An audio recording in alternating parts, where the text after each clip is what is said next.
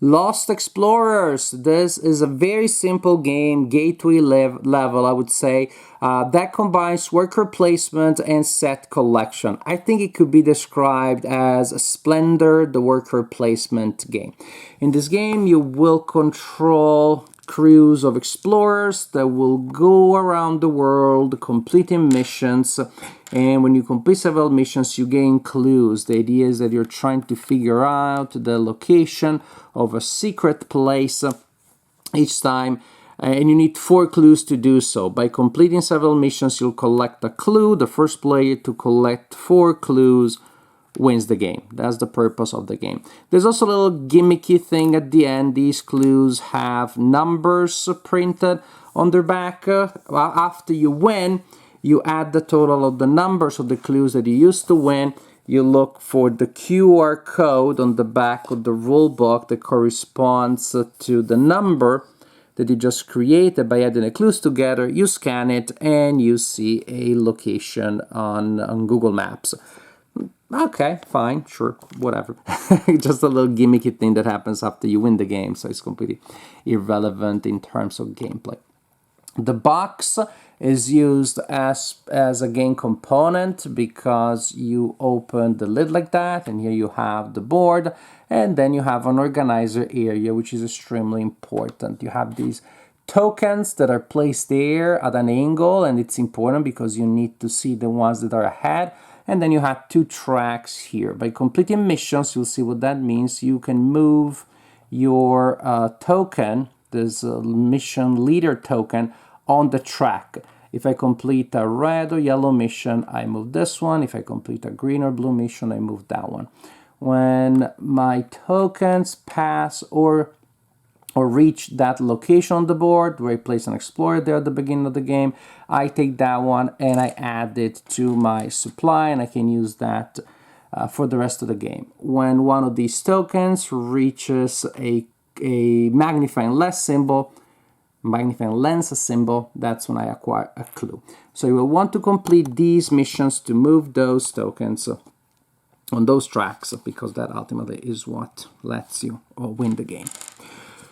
To do so, to complete those missions, you need these discs here. You receive 4 of them at the beginning of the game. It's a specific kind. It's the starting tokens.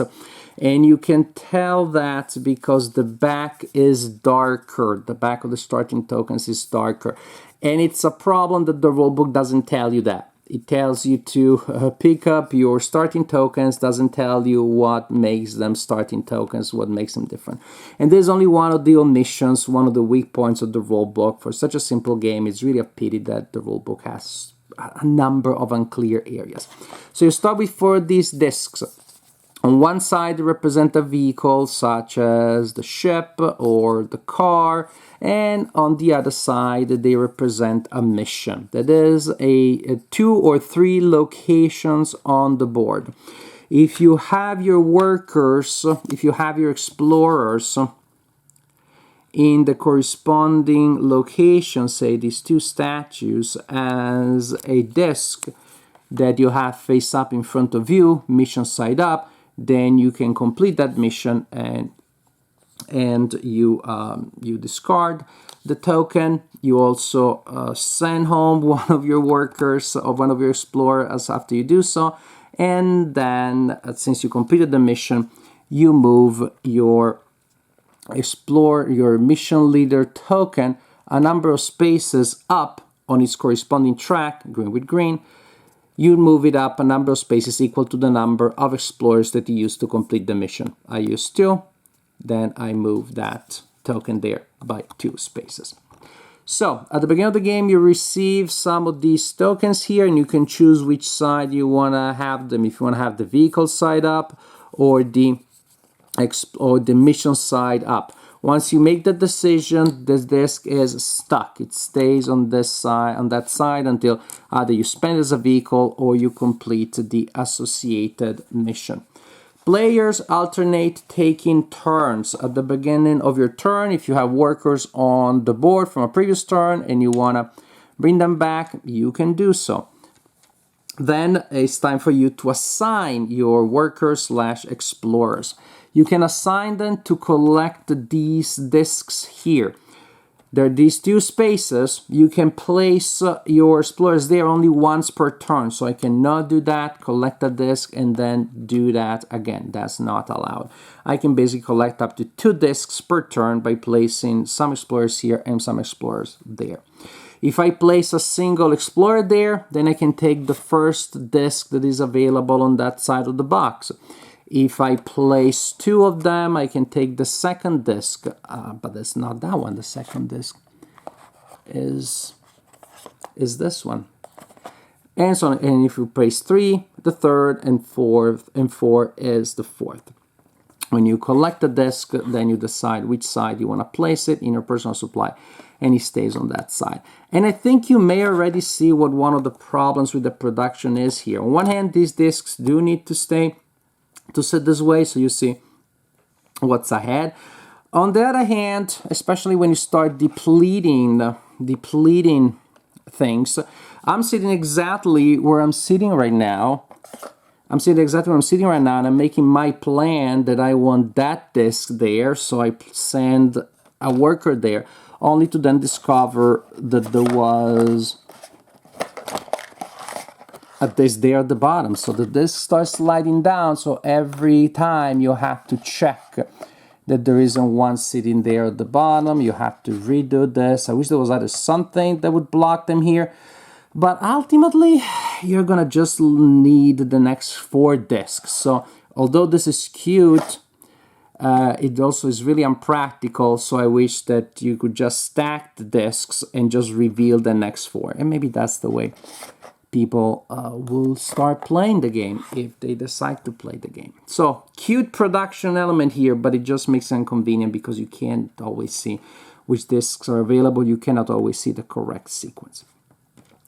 So that is for the action of collecting these discs.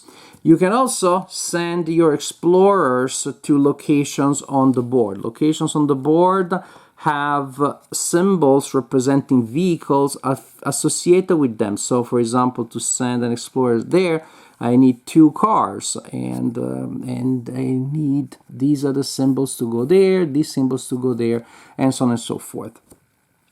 I can go to a location by demonstrating that I have the corresponding vehicle. So for example, I want to go there. I show that I have the corresponding vehicles in my personal supply. I discard one of them and one of the tokens, and I place one of my explorers there. So that's important because this way, with a single set, depending the order in which I send them, I can, because again, I only discard one of the tokens and say I discard this one, and so I have that one to complete another mission, to go to another location later. So the order in which you discard the tokens is important because the same token can be used to travel to different locations. So that's how you spend your disc to go to a certain location. Now, the game can be a little bit confrontational because you can, if you have the corresponding resource and decide to be a little bit annoying, go to a location where somebody already is, in which case you bump that explorer off the board, you return it to the owning player, and also you give them the token, one of the tokens that you would discard to go there. Instead of discarding it, you give it to them as a bit of a consolation prize, but it's not that great of a consolation prize.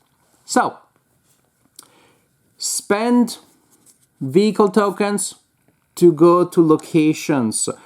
Place your explorers in locations that will allow you to complete a mission. Discard or return to your board one of your explorers when you complete a mission. Move your token on this track a number of spaces equal to the number of explorers you used for your mission. Collect 4 clues, and at that point the player that have collected 4 tokens, the first player to collect 4 clue tokens, wins the game. So there are a couple of underwhelming elements in the production. The rulebook not being so great, those discs, they are hard to see. when you're actually playing and they start sliding down. That is annoying. You need to double check every time. But even looking at the main board, the symbols that you need to reach a certain location, they're really small and they tend to blend into the background. I guess they wanted a consistent color palette, but I would have preferred a lot more contrast so that at a glance, okay, I need two of that and one of that, as opposed to constantly had to double check. And when you get past all those problems, the biggest problem to me is that gameplay is nothing special. And in particular, I would say gameplay is not competitive with the kind of games that we have these days. There are just so many other games that do more or less what this game does, and they just do it a little bit better, more efficiently, more elegantly. Worker placement. I love worker placement games, one of my favorite mechanics. And this one is very basic, which has a role, can have a place in a player's collection because you want to introduce your friends. You can't always start with the heavy stuff. But they're just the worker placements that have more contrast, better rules, more interesting and engaging mechanics. My worker placement gateway game of choice is Little Town by Aiello. I think it's still great to introduce even children to worker placement, and it's just so much more fun. When it comes to set collection, Splendor, of course, has raised the bar, and I just don't see the reason to play worker placement Splendor with those production weaknesses when I could play Splendor instead. The point is, again, there's nothing terribly wrong. The game is not particularly exciting. You collect those tokens and then you send your workers there, and then you get them back because you get some other advantage, which, mind you, is the core of so many other games. But other games have more flavor around it. They make it more exciting. It's like somebody has followed a recipe just by the book, and forgotten to add some salt to it, just forgotten some of the spices that make the recipe not just correct, but really exciting. So, if you don't own any other worker placement games, set collection games, somebody gives this to you and be like, whoa, this is amazing. And in 2005, I think this game would have been pretty mind-blowing. By now, we just have so many other games that give you a similar experience, but they do it better. Because this one ultimately has the problem, at least to me, even when you get past the problems of the production, the rulebook, it's just a little bit bland. It feels really by the book, by the numbers. It's missing that quintessential, ineffable element of fun. It's not giving me that tingling down the spine. I do my things, I collect my sets, I trade them in for increases on that track, I collect the tokens, and it just feels, again, very, very basic, very, very bland, alas. And this, unfortunately, is my very lukewarm, very unexcited assessment of Lost Explorers.